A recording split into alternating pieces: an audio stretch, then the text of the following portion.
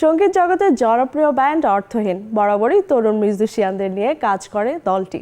28 ফেব্রুয়ারি রাজধানী তেজগাঁয়ের আলোকি মিলনায়তনে 4 ঘন্টার একক কনসার্ট করবে এই ব্যান্ড। কনসার্টটি যৌথভাবে আয়োজন করেছে গেট সেট রক ও অ্যাসেন বাজ। আয়োজকরা বলেছেন এটি কোনো গতানুগতিক কনসার্ট নয়, সঙ্গীতের সঙ্গে প্রযুক্তিও গাঁথা থাকবে একই সুতোয়।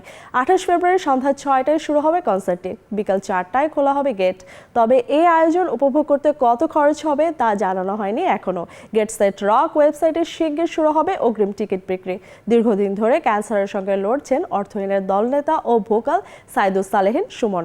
সবার কাছে তিনি বেশ বাবা সুমন নামে পরিচিত। ক্যান্সার থেকে সেরে উঠলেও রুটিন চেকআপ, সড়ক দুর্ঘটনায় স্পাইনাল কর্ডের সমস্যা, পরে চোখের সমস্যার কারণে হাসপাতাল হয়ে উঠেছে সুমনের দ্বিতীয় বাড়ি। অসুস্থতার কারণে মঞ্চে নিয়মিত দেখা যায় না সুমনের দলটিকেও।